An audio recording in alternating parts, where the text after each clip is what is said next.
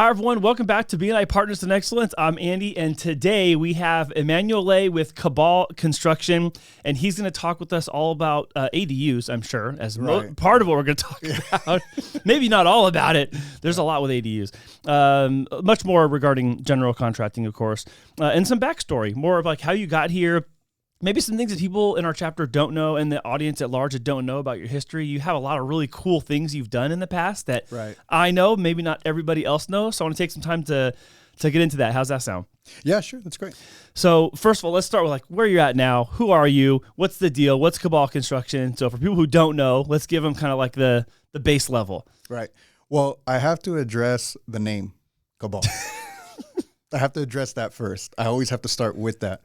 So I was looking up a Spanish word that would encompass our work ethic. So I came across Cabal, which means accuracy, which means without error. It's a term that's used in bookkeeping and, you know, when you're doing records in a professional accounting, bookkeeping type setting in the Spanish language. The irony is that by the time I went to the California State License Board and registered it and did all these things to make sure that we can get our license, which, by the way, if you ever deal with the California State License Board, if you mess up one thing, they're going to shoot it back to you. You might incur a fee. You're going to lose months of progress. So I submit the paperwork and everything, and then I just happened to look up the definition in English, and I figured out that it was like some secret cabal group takeover, and not in like a positive thing. It was like a negative thing. So here we are, and I'm just like, but you know what? I can't change it anymore. Okay, so hold on. You don't. Let's go back for a second, because I want to ask you, who knew what your name was? Who else did you talk to and said, "Oh, I'm going to name my company this"? And they didn't say anything, or they didn't know. Nobody. Okay. And since we're on the subject of my background, right?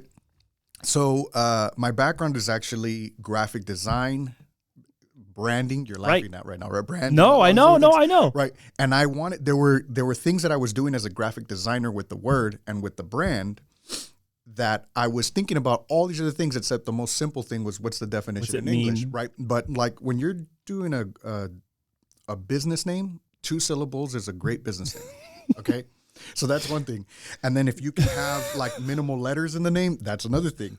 And then if you can keep it like, what's the word? Symmetrical. So I thought, oh, this is cool. You got the CA and then you got the B. And so there were all these things that I was doing. It's all balanced. Yeah, to develop the brand and this and that. And in the end, the name was just shot, you know, and it just reminds me of these things you see where people spend all this money, energy, and time to do things. And then you look at it and you're like, doesn't that do this or doesn't that do that? And everybody laughs at it. So it's obviously it's a talking point now. Yeah. So, I mean, how quickly did you, I'll say, get over it, for lack of a better explanation? Like, how quickly were you like, well, whatever? Well, I'm very just like, you know what, go with the flow. It's got to be this way now. So it took me a whole like 2 minutes. I didn't care. So at this point though, okay, so we're recording this fall of 2024, you know, how old is that business now? So we started in 2022 officially, right? So I've been doing construction since 2017. To go back to what I was talking about, so I was a graphic designer, 2005 to like 2010, went into e-commerce, then had an e-commerce business, had that for a long time. The deepest I'll get in this conversation is, you know, I had a divorce and I had to sell the business, and I basically had to start something new. So when I started something new, I said, you know what, I really like to work with people. I'm a big communications guy. I like to just, you know, help people who are having a hard time understanding something, as well as having a hard time communicating what it is that they want. Yeah. So I thought, you know what, if I can be just really good at communicating in construction, you know, it's a profitable business, right? You don't have to work with a lot of people, because coming from e-commerce, that was another thing. I didn't want to go back into the quantity business where you're trying to put up a lot of volume to make the business. You know what I mean? Now, hold on. I want to stop you there, because I think most people probably don't know what you're referring to, but I think it's noteworthy because I know what you made and did, and it was a very public, very successful thing. Do you mind mentioning what it was? Yeah, so I had a subscription business. It was called Fashion Stork, and it was a company that would sell men's clothing and it was 2 to 4 pieces of clothing. I feel like I'm going back into my sales pitch. Yeah. But anyway, it was 2 to 4 pieces of clothing. It was anywhere between $55 to $75 per month, depending on when you got in. Yeah. Right. So the early members got in at 55 and they were locked in, and then it gradually got built up. But that was a service where the way that we ran it was we were in a warehouse. It got to about 20 people, and we were all just shipping like 200-300 boxes a day to men all over the U.S. Yeah. And the cool thing about that was that it was a business model where every box got sent out. For every box that got sent out, it would donate $1 towards the adoption of a child. So we managed to help, I think it was over 10 kids, different families. And it was a very, very cool life experience. So that the reason I wanted you to say that is because I knew some of those things kind of offline that, maybe you didn't know you were going to come and talk about today. But it's important, I think, when people who are getting to know you or don't know you as familiar as I do, that you've done things not only in business at volume and scale, with lots of detail and having to manage a lot of things, which then translates into what you do now. Right. But also the benevolent part of you, which we'll come back to later too, because you've been you're gonna have to go. That's $100 word. I don't know. The benevolent construction coming soon.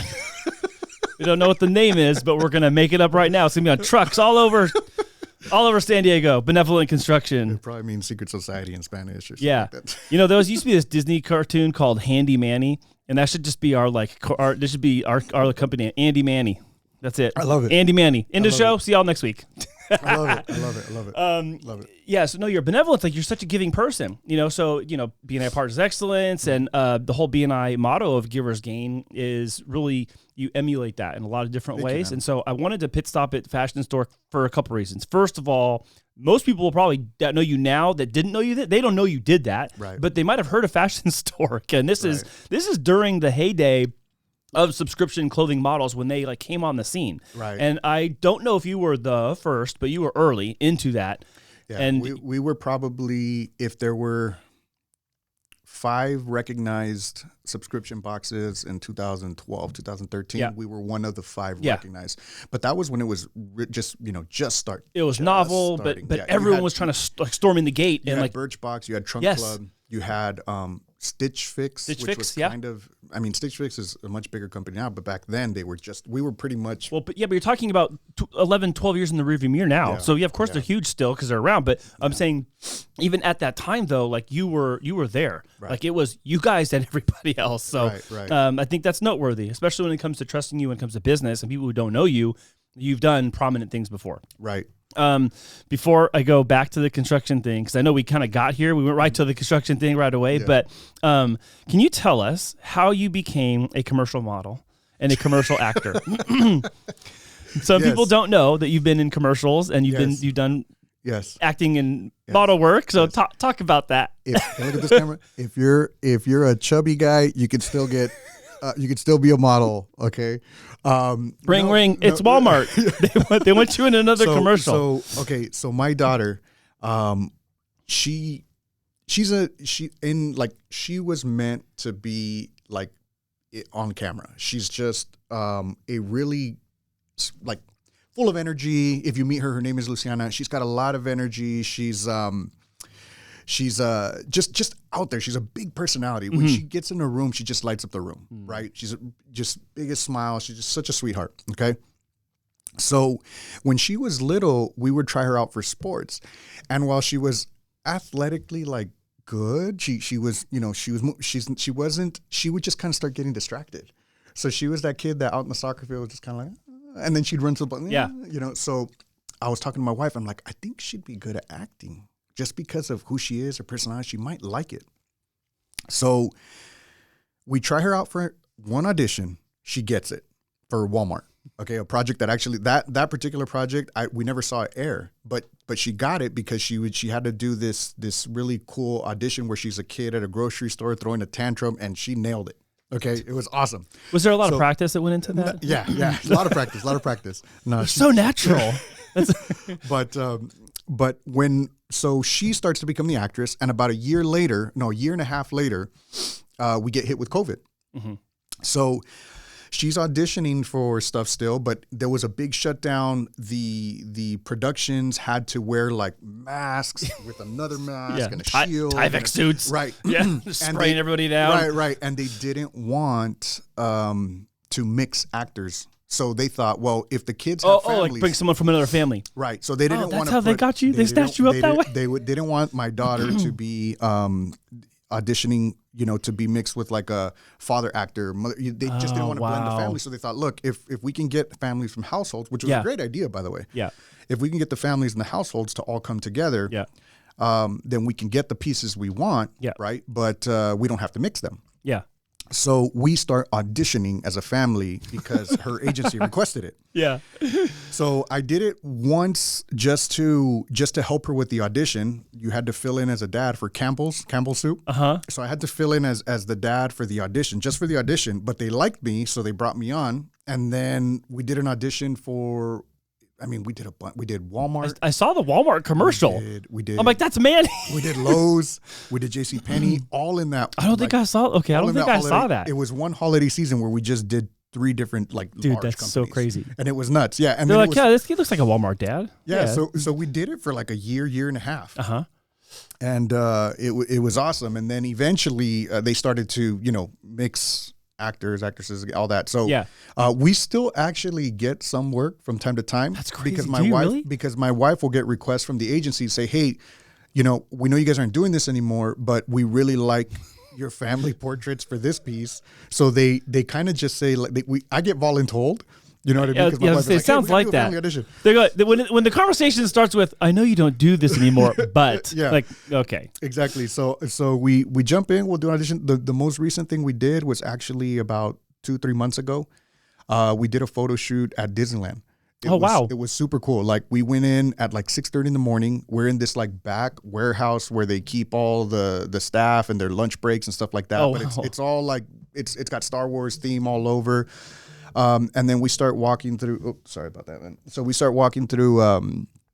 The park, and dude, I felt like this was the only time I felt like a celebrity in this entire thing. Okay, so it's like 8:45. They're trying to wrap up the pictures, and so you know how these production teams, they got like 20 people just standing around, with other stuff going on. Yeah, they're holding gear and equipment. Yeah, so we're getting our picture taken, and so like the camera's facing me like this. And they're taking pictures of us, and I'm like sitting here doing my thing, whatever, trying to be an actor. Disney dad? Yeah, exactly. But over here, since the castle's right behind me, right? Because if you've been to Disneyland, then you're already seeing what I'm seeing, right? So the castle's right behind me. I'm goofing off like this for their pictures, like dance, monkey dance, whatever. So I'm trying to get these pictures done. But I'm staring at like hundreds of people just pissed. Oh, wow. They're just mad because they want to get in the park already. Oh, so they roped it off. They're all just staring at us like, can you hurry up? And I'm just like, so it was cool because we got walked around the park with like a whole entourage, dude. So when those photos come out, those people in the front, that's the guy. Yeah, you exactly. Stopped us from getting in the park. Exactly. That's funny. So let me turn this off, man. No, you're good. So so you did Disney. So I saw the Walmart thing. Now I want to go to another one. Some people may not have seen this either, but you were in a Toyota commercial. Yeah. Like you're like a truck guy. You were. I don't know if you were overlanding or off-roading. I'm not going to get into the splitting the hairs of which is which. But what was that about? How'd you get picked up for that? Because that did have your whole family in it too? Yeah. It did? Okay. I just remember the handsome guy driving the truck. So they I think that's what Toyota wanted me to look at. I did too. He was the stunt driver, and then they threw me in after. They had someone else driving the truck like, we need you to just go sit there, and you're done. Dude, he got to go. So they rigged, the way that we got that was the same way, the family auditions. And they rigged a 4Runner, like a Toyota 4Runner with like a bunch of cameras around it. And then we just got to go do a little off-roading and stuff like that. But same deal. So they just sometimes what they'll do is like, they'll do one production, but they'll do multiple things. Yeah. So that one was a commercial, but then they segmented a piece for my son and I to do the print for, when you go to the dealership and you see the booklets. Yeah. Wait, you're in the sales brochure? In some sales brochure in, I think, Mexico somewhere. Yeah. In Mexico? Yeah. In Mexico? Yeah. Okay. You sure it's not in Canada? No, yeah. No, it's definitely not in Canada. But yeah, man. I think in my mind I thought Tacoma, but it's 4Runner. Okay, so it was for the 4Runner specifically. It was for the 4Runner. It was for and for Toyota, yeah, correct. That's so crazy. That's so cool. I think that's really neat. Yeah, man. It's been an awesome experience for sure. It's a lot of fun. Yeah. All right. So does all your like modeling and acting experience help you swing the hammer more accurately? Yes. No? Yes. Yes. Hit the nail on the head. Yeah. Dad jokes on set. One thing I will say, though, about what I learned about that industry is that, and it's not that I learned it, it's just you realize it once you're there. Everyone thinks that, oh, you have to be this, pretty polished person to be in Go that there, industry. say it. And you actually, they want a variety of different looking, that like they got me, they just want a variety of people. They want, it's not like it was, not like it used to be, or the way we perceive it. Not like it used to be. It's just different, so it's interesting for sure. Yeah. I mean, unless you're going to go try and like stand at Abercrombie and Fitch and work with your shirt off. Yeah. You're good the way you are. I promise right you. And I've been telling this to people for so long, especially because we've gone full force in video over these last few years. Right. Having started video back in the branding days and the apparel branding, and then bringing it fully forward to now where it's just video only. Is people just want to see themselves in it. Right. And not everybody looks that way. Right. There's actually, by the way, quick funny segue. Have you ever heard of Improv Everywhere? This is an old throwback. Mm-hmm. Many years ago, Improv Everywhere would do like mob improv, and there'd be like hundreds of people go and do like the same thing, like a silent dance party on a hill, and everyone's wearing the iPhones and iPods and they headphones with iPods. And they hit play at the same time, and then they're all dancing, and it's completely silent. Is it choreographed or? Yeah, no. But they're just like a dance party. Oh, okay. And then there's one where they dressed up like Best Buy employees, just like khakis and a blue polo shirt, and like 100 or 200 people descend on this Best Buy, and they're just like walking around looking. They're not doing anything unless like a customer asks for help, and then they pretend they know the answer. Right. But they did one at Abercrombie is why I'm going here. So okay. that all these guys, regular looking dudes, like beer bellies, hanging out, skinny dude, old guy, bald guy. And they're just walking around Abercrombie, just jeans only and no shirt, just walking around. That's great, I'll see if I can. I'll put a cut of that here in the show. Dude. Improv Everywhere. Shout out to Improv Everywhere. They used to do something called No Pants Subway Ride every year.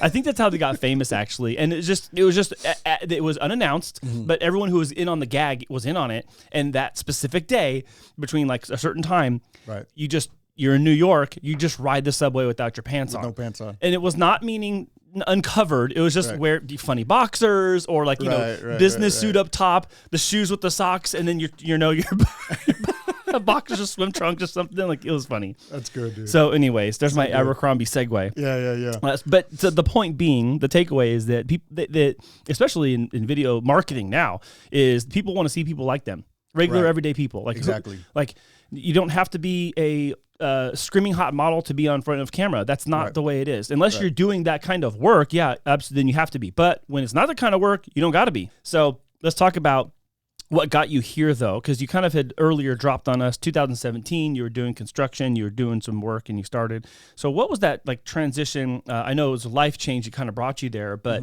when you started, what was the kind of stuff you were doing back then? This is like 7 years ago now. So go back. Tell me from there to now, how did we get here?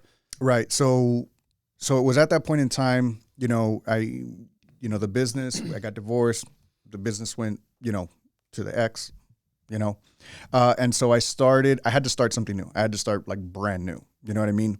And, I'm not going to get into details, but ultimately, I didn't profit much from the sale of the business that I sold. I understand. Let's just say that. Yeah. And I had to start over, right? I didn't have money in my pocket. Basically, all right, I got to start fresh. So that was kind of my same year. Like I was explaining to everybody. Oh, is that right? Yeah, like 2017. Like I ended. 9010 brand closed. I was sick and hospitalized. I lost everything. Yeah. 2018, I had to restart. Miguel was there to pick me up, man. Oh man, that's awesome, dude. So sorry. So 2017 is kind of that same pivot point for you too. Yeah. So so I have that year where I have to start something, to get money going again. I went back to my roots, which is graphic design, and I realized this isn't it.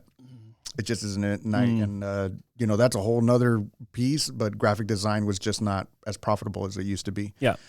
So I said, well, again, the communications bit, right? I want to get back into, doing something where I'm communicating with people versus just trying to create volume, right? Which that's the full fashion store thing. So I'm like, okay, well, let me build relationships. And I thought, well, I know that construction, they're long projects. There's room for good revenue and commissions, things like that. So I got with my uncle, who had about 20 years experience in construction already. So I came to him and said, Theo, I can sell, you know what I mean? I can find you clients. Let's do something. So we created a partnership, and my thought was that I was going to sell construction and he was going to do construction.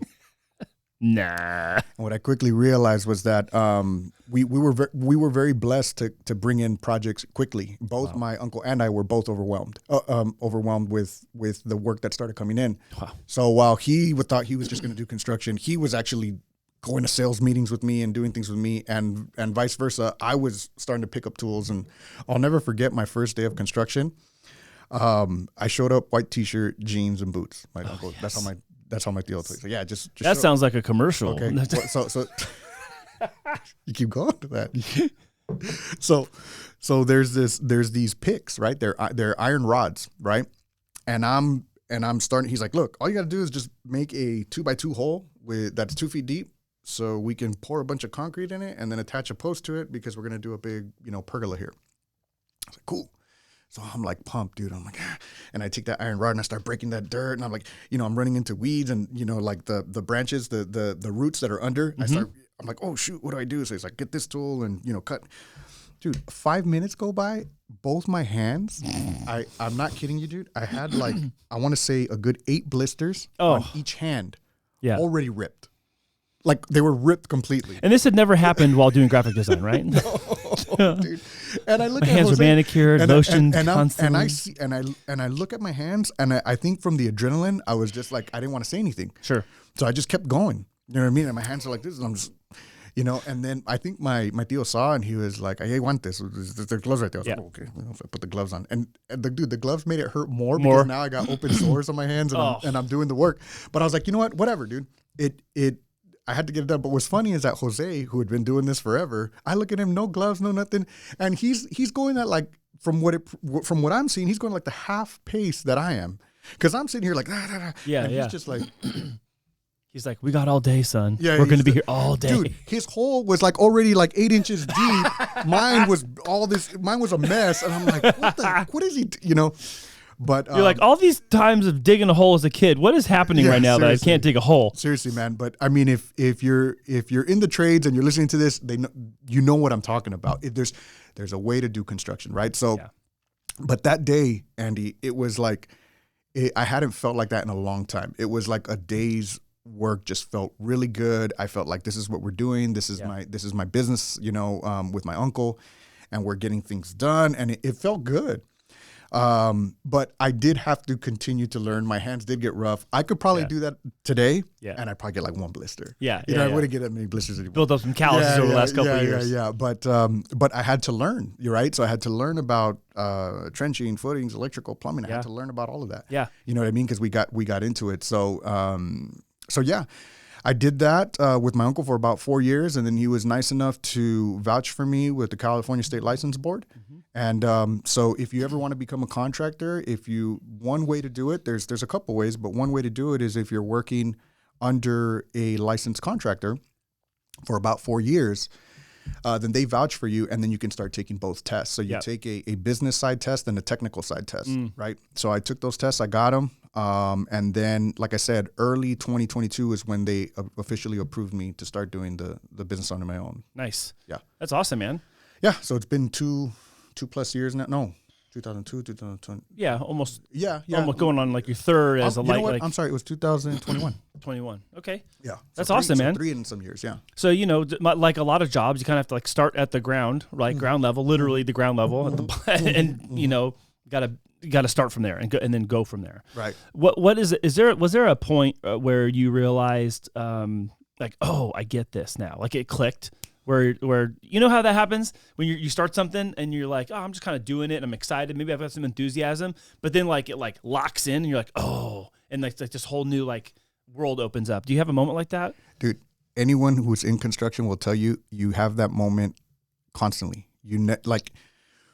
Just recently, right? So I'm doing a project. We have already framed out the stairs, and they want to weatherproof the staircase with this particular process where you do. I don't want to bore you guys, but it's just lath and some paper and then the membrane and some other things, right?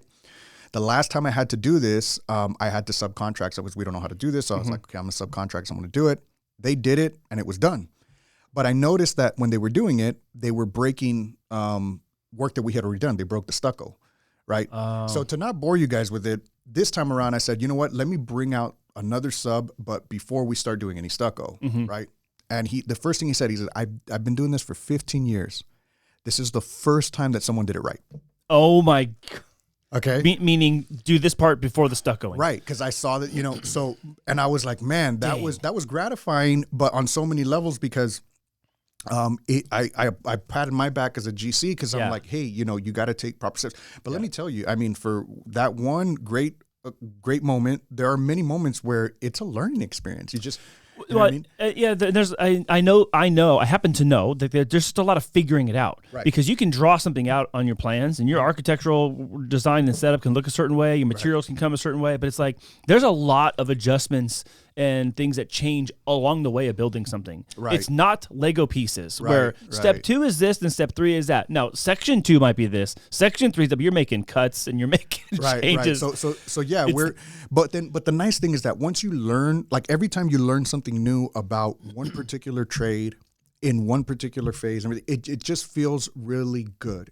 Because now okay, for the rest of my projects, I'm doing it this way. And it's like a bag of 100 different choices that you make that all help with the profit, help the client, help everything. So it's very gratifying. It's a constant learning experience. You never stop learning construction. No, my wife wanted to have a raised planter bed in the backyard, and actually took a bunch of old pallets and I deconstructed them, and I built a raised planter bed. But after I did that, I was like, now having done that, I would do this differently next time. I'm like, oh shoot, okay, no way, I should have done this way first, because then that would have helped me on that part. And so it was just that, but having that process and having to see it that way and then change it, that it happened at the hand of doing it. Right. It wasn't being told it. Right. And so like I can see that. As you're saying that, I've never built one of those before, but the first thing I'm going to ask you is, did you put wire mesh at the bottom? I actually did. Actually, I put a paper. What's it called? What's the black paper called? The tar, it's not tar paper. Not the tar paper. I know what you're talking about. It was basically a black mesh that's for gardening and soil, and so I actually put that down underneath. I didn't weatherproof the wood because it wasn't really intent. I was like, this is already pallet wood. It was just need to be off the ground so she could have like strawberry plants. And so I put like the black mesh, like staple gun it in and all that, and then put the dirt and all that. But so I did something like that, but I didn't put metal wire mesh, and then I started getting gophers. On the ground. Even on that, because even on that, like a raised planter bed? Oh wait, I'm sorry. I'm talking like a raised one, like it has like legs. It's like this high. Yeah. I thought you were saying like you formed it out like 2 feet up. I did those too. I did that too. So I have formed ones out on the ground, but then I have like a raised one that like it's at waist height, so you can just like water it real quick. Okay. But that one, I still didn't do that. I didn't put like the wire mesh down or anything because I don't I don't know why. I know why, because I don't know what I'm doing. No, but yeah, you'll see those, right? Where you see it's almost comical because you see people build these big like green rooms, this, that, and the third, and they think about the structure. They put wire mesh and then the gophers get in from the gophers bottom. Come underneath. Yeah. But if you put but that's just one example of when you're doing construction, you have to consider all these different things. Do stuff to know stuff. Right. Yeah. And then you've got retrofitting existing stuff from the 60s, 20s, whatever, to make it look like something brand new. Let's go there. Let's go there right now, because you're working on a project I know for my family, for my cousins and their house that they own on the west side. And it's exactly what you're talking about. It's an older house in Chula Vista. There's retrofitting that's happening. There's new foundation that's going in. Let's jump right into some of the stuff that's happening in ADU space. So on this specific one, you got a garage conversion, a second story, and an ADU in the back, right? Right. Okay. That's a lot at once. Right. So it's the garage is going to get converted to an ADU. And then on top of that garage, they're adding square footage and they're building another ADU on top. So the one, right now it's a single family home. and it's going to be converted to a single family home, but now it's got technically 3 tenants when it's all said and done. Yeah. So let's talk about ADUs in general. So we can kind of leapfrog from that. Right. What is going on in ADU space? I know a lot of people at this point have probably heard about it, but let's talk for members who may not have had a good one-to-one with you yet about this in depth. Right. Let's talk about what's going on in the ADU space. Why is it happening? What are opportunities that people could be looking for that are going to help you help others? I know it's not just helping you, which is why I phrased it that way. So it's you helping others because it creates cash flow opportunities for homeowners. Right.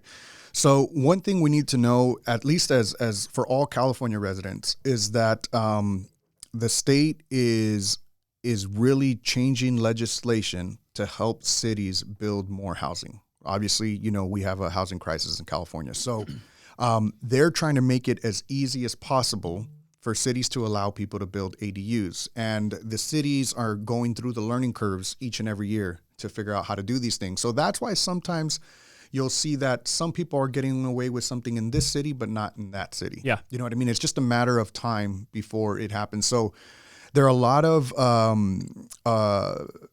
bills and different laws that are going into effect where it just basically allows people to build as many ADUs as they want, honestly. If there are cities where you're not able to do that now, in a year or two, it's going to be possible. So I have one client right now that bought a single family unit in San Diego, right? The house itself was 900 square feet. The lot was, I want to say, about 10,000 square feet, and they're building 7 ADUs on it. Whoa, what? Yeah. So, but there are some restrictions and some limitations that you have, right? You have to provide low-income housing maybe on one of them. And the rules, I wish I was a little more prepared, but there's a lot of different rules. And there's rules, is what you're saying. And legislation. But ultimately, the name of the game is if you're trying to provide more housing in California, California is for you. Yeah. Right? So there already have been grants that came and went that I'm assuming are going to continue to they're going to come out with new things, right? But people want housing in California. So if you're a homeowner and you want to make some cash flow, what you do is you either convert your garage, right? Or you keep your garage and you put an ADU above it.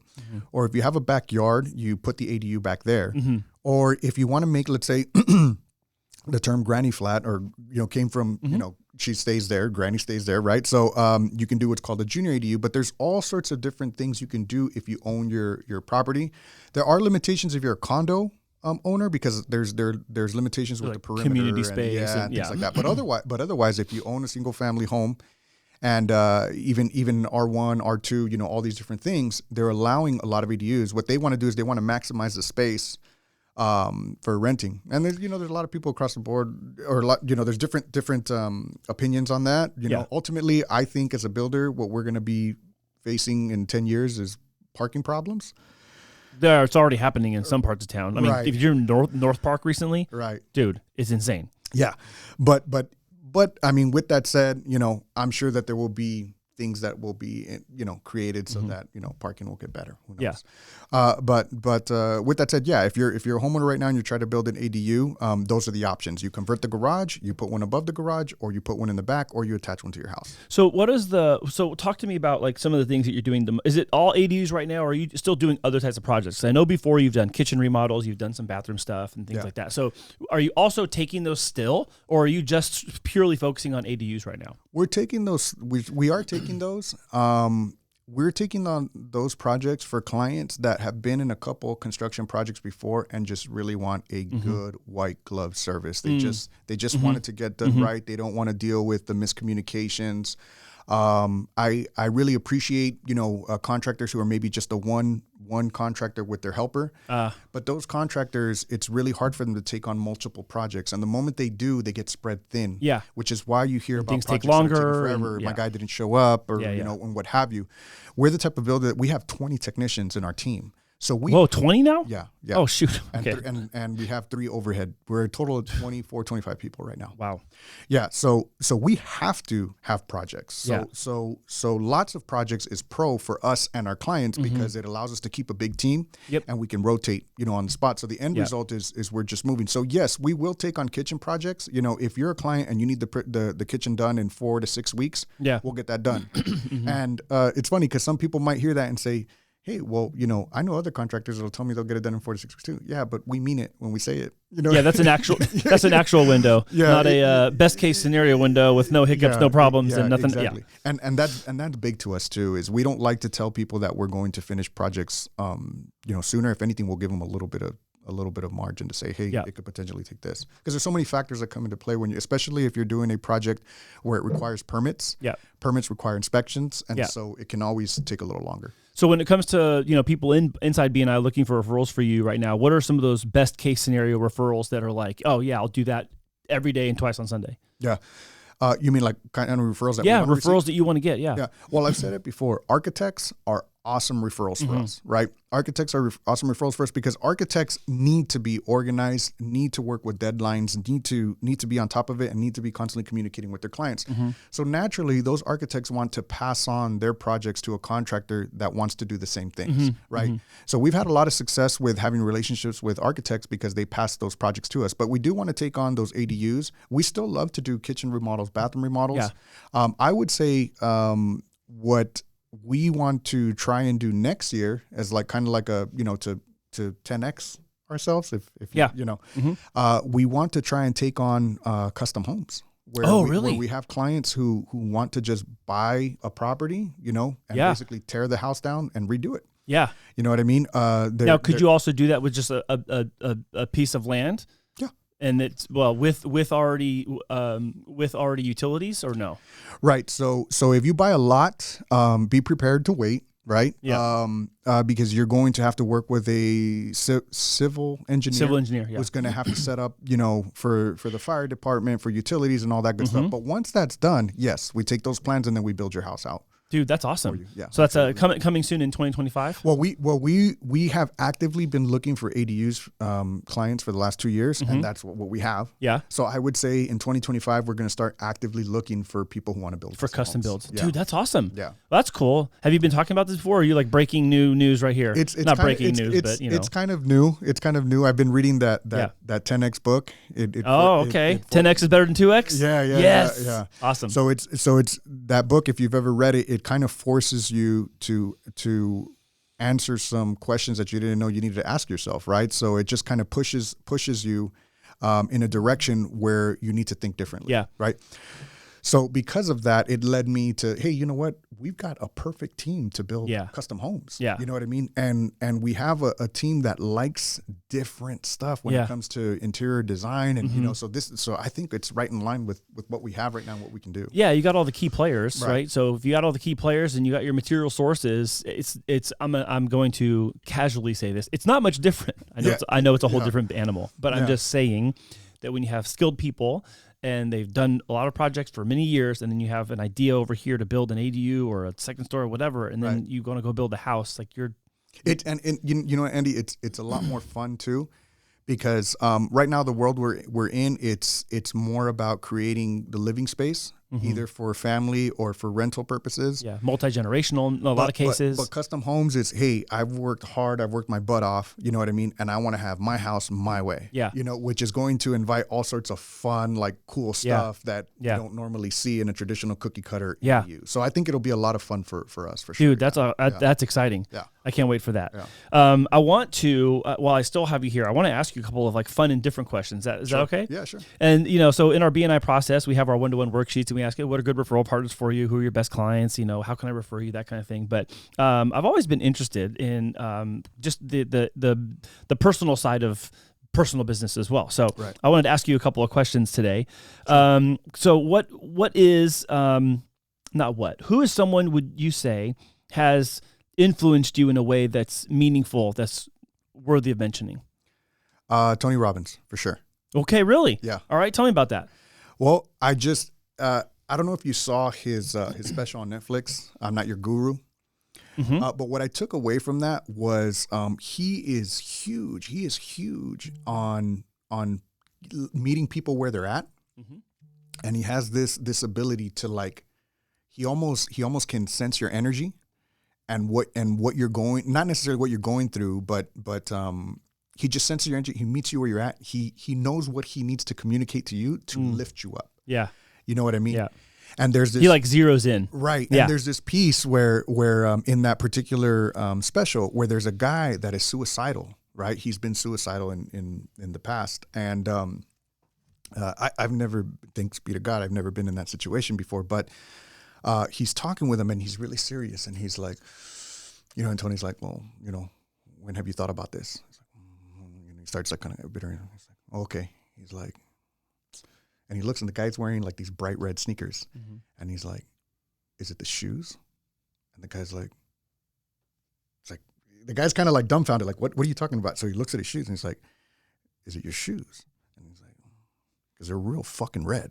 And he's like, and he kind of smirks and he hits him on the shoulder. He's like, hey, don't do that. You're going to fuck everything up. And Wow. the guy just kind of like, and he's like, you see what you did this there? You see what you did this there? And the guy kind of drops his shoulders. He's like, you dropped your shoulders. He's like, you started to relax. Yeah. And then he's like, you're so hard on yourself. Mm-hmm. He's like, I admire that you want to be, you know, great and you want to be good, but you need to, you know, you need to realize that there's a lot that you can achieve in a lot of time, right? And if you just do something. So he goes into this whole bit. Yeah. But it was just so cool to see. I could go on because there's another piece that he does too where he gets this guy to just roar really loud. You gotta see it if you haven't seen it, but it's awesome, right? But what I really appreciate about Tony Robbins, I was listening to him, is because he really just puts things into perspective where a lot of times people over catastrophize things and they think that they have to do everything now. And he's big on, look, do some planning, get out of your comfort zone, but also recognize that you have time, live every day, you know. So I just really appreciate it. I listen to a lot of his stuff. That's awesome. Yeah. I didn't know that. Yeah. This is why that's why I love this section, because I always learn something new about everybody. Yeah, you'll have to do a couple of bleeps there, but otherwise. No, that's okay. That's fine. Yeah. I think everyone who watches this show knows that word. Yeah. So when you think about what you're doing now, and you think about, you know, I know you have a wonderful family, and separate from all the auditioning jokes and being it's not even a joke. Like, you guys have legitimately done this, and it's super cool. I can't wait to like insert some of that in the show. You know, what's one of the things you think about when it comes to like your legacy and what you leave behind? What's something that you're either driven by or motivated by? What do you want your legacy to be? Give.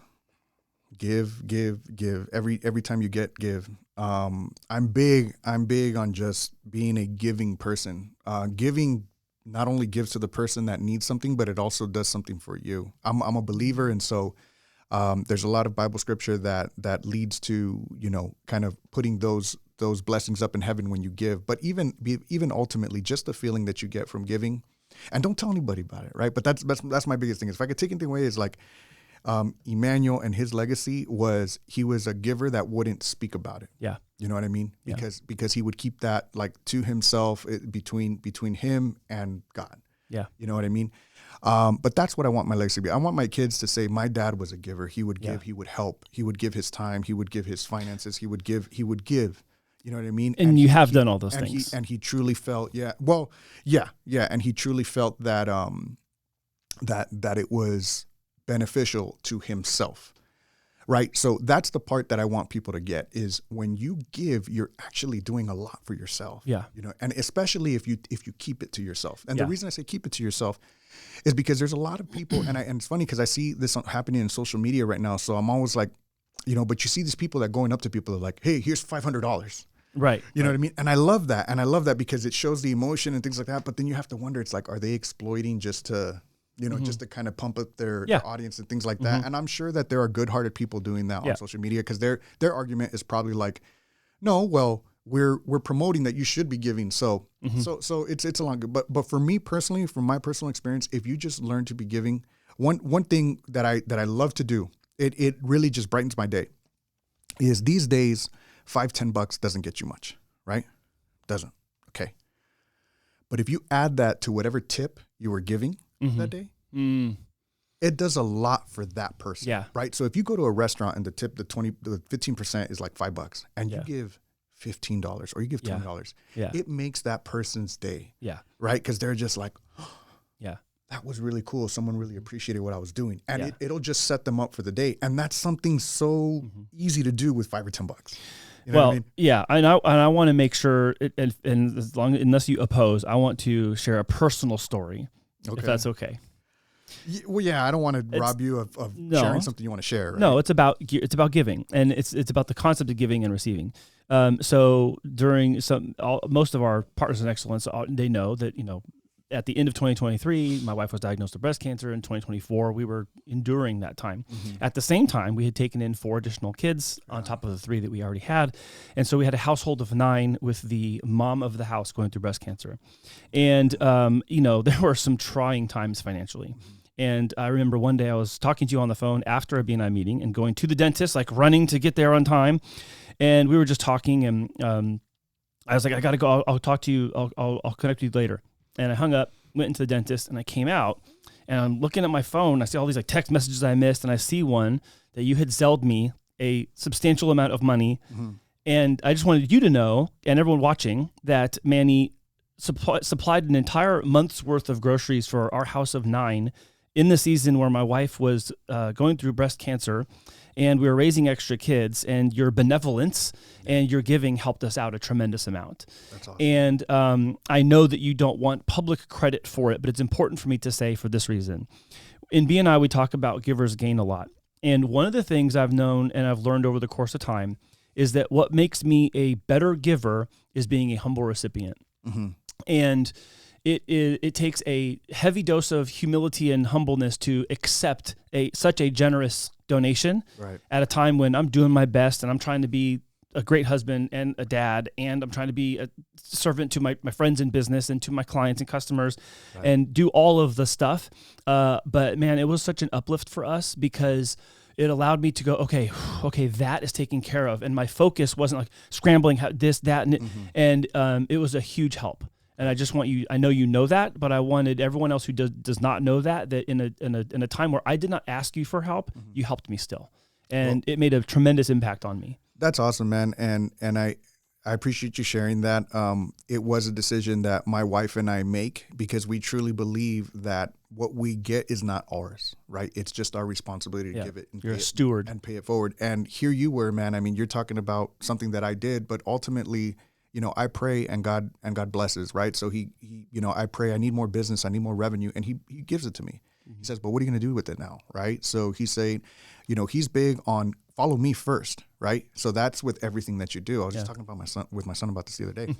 But my whole thing was I saw a man who was taking care of his family and taking care of the family of someone else's family and taking care of his wife. And bro, you were just like, I don't know how you did it, but you were just always positive, always looking forward. And I thought to myself, man, like if there's anyone that deserves to get a little bit of help, it's this guy right here. You know what I mean? You were doing what I think is very difficult to do. I'll be honest with you. I don't know that I could give that much where I would let in, an entire piece of someone's family into my home and raise them all while my wife is, I don't know, my wife would let me do that. You know what I mean? So not only kudos to you, but kudos to your wife. You know what I mean? For the power couple that you guys became. And I thought it was just awesome. So honestly, we were doing the small lifting there. You guys were the ones doing the heavy lifting. Well, it made a massive impact. Yeah. It might've felt like a small little pebble you threw, but it was a boulder that landed in our life and made the ripple effect, far and wide. So thank you so much for that. It was tremendous help for us during that time. Sure, man. I know in the interest of time, we're going to wrap up, but I have one last question for you, if you can appease. So you're in the middle of a coliseum or a stadium. There's 100,000 people looking at you. There's a microphone in the center, and you get to thank one person and tell them why you're thanking them. Who is it? And what are you saying? Jesus Christ. And just thank you for giving me the opportunity to start new every single day, every single moment of my life. Every mistake that I make, he made it so that I can retry. And he gives us second chances. Endless second chances. Yeah. Awesome, man. That's so good. I know you have to go to a project, so we're going to cut here, but we're going to have to pick this back up and do another one sometime soon. For sure. And for those of you watching, if you are not in BNI Partners in Excellence and you're somewhere else around town and you want to visit our chapter with Manny and myself, you can. We meet every Wednesdays. Every Wednesday